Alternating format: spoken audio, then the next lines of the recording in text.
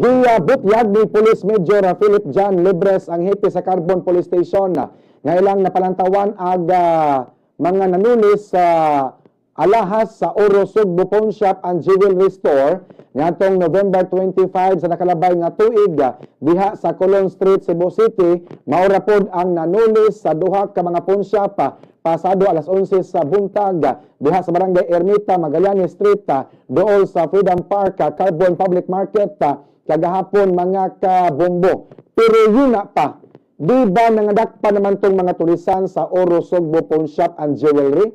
Dani na file naman tong kaso. Katong mga gitumbok na mga tulisan, nagpatakar amang ganitong tudlo kung kinsa ang ilang mastermind aron malubog ang kaso mga kabombo. Hasta ng labot, gapil pagtudlo. Ilang gitumbok nga mastermind kaniadto mao si Jigger Hederola nga nahimo na karong abogado. Na preso in town si Jigger nga way hinungdan tungod kay gipasanginlan siya nga mastermind sa pagpanuli sa Oro Sugbo Pawn Shop and Jewelry mga kabombo. Wala hinuon ko nakahibalo ko nakapiyansa ba ang mga tulisan. Kamo nga naminaw ron, namoy idea kung nakapiyansa ba ang gidakop nga giingong mga tulisan sa Oro Sugbo. Namoy idea nga nakapiyansa ba. Katulang kaso, robbery man to. Unya kanang robbery, I don't know, og billable ba na or dili, no? Unya gitumbok sa maog hipi sa kinaniag Carbon Police Station nga ang nanulis sa Oro Sugbo mao kunoy nanulis pod sa duha ka pawn shop diri sa Carbon mga kabombo. Unya kana piso naman taon to ang mga nanulis sa Oro Sugbo sa nakalabayng tuig, pero wa ko masayod kung nakapiyansa ba ang gitumbok nga nanulis sa Oro Sugbo. Apan kining gisulti sa hipi sa Carbon Police Station, nakuratan ko nga posible kuno nga ang nanulis kagahapon sa Macy's Jewelry o the Gold Chain Jewelry Store, maura tong mga tawhana nga nanulis sa Oro Sugbo mga kabombo. Unya, asa nakahatong mga gold sa Oro Sugbo? Wa pa man ma-recover ang mga gold sa Oro Sugbo.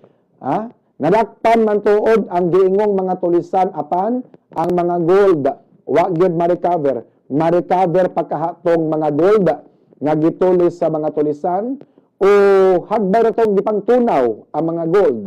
Unya hapit na mapupos ang 48 ka oras nga gihatag nga tagal o ultimatum ni Acting Mayor Raymond Garcia ngadto sa mga tulisan sa Cebu City Police Office apan wala pa may mga tulisan nga nadakpan nga nanulis sa kagahapon mga kabombo.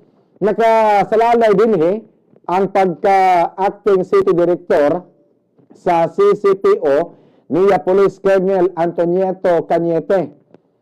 Kung madakpan ba dayon ang mga tulisan, kung panalitan dili madakpan dayon ang mga tulisan, posible nga hulipan, ilisan si Cañete sa iyang katungdanan.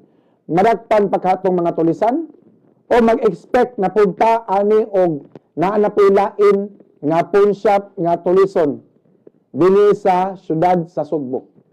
Insulto kayo kini sa CCPO nga in broad daylight hayag nga dako daghan pa kayo mga tao ang nangagi apan yano ra kayo gitulis sa mga tulisan ang duha ka mga pawn shop diha sa Carbon Public Market dapit sa Freedom Park at bang sa eskwelahan sa USGR mga kabombo. Nganong kursunada man kayo ang mga tulisan, wa mo nakapangutan na ana. Daghang tao unya hayag nga dako ang mga tulisan kursunada kayo. Di ba naman tayo beat patrol nga mga pulis na may police visibility ang downtown area? Kursunada lagi kayo ang mga tulisan nga bisag nasayod sila nga naay mga pulis nga magrobing, wala man sila kahadlok nga basin og magkapinusilay sila sa mga sakop sa kapulisan. Nabi mga patrol cars sa mga pulis magrobing, na mga pulis mag-foot patrol, beat patrol, maglakaw, muadto sa mga lugar nga daghang tao, mga kabombo. Importante gina nga naay pulis sa lugar nga daghan og mga tao kay kung asa ang daghang mga tao na po diha ang mga badlungon. So by nini gipahibaw ni Cebu City Acting Mayor Raymond Garcia nga muhatag siya og 100,000 nga reward money. 100,000 nga reward gikan sa iyang kaugalingon nga bulsa alang sa makahatag og impormasyon o sa makatudlo kung asa ang mga tulisan sa duha ka mga jewelry store sa syudad sa Sugbo, mga kabombo. Matod pa ni Garcia nga binasad siya yung mga businessmen, friends nga gusto sab muhatag og reward money sa makatudlo kung asa nang tago-tago ang mga tulisan.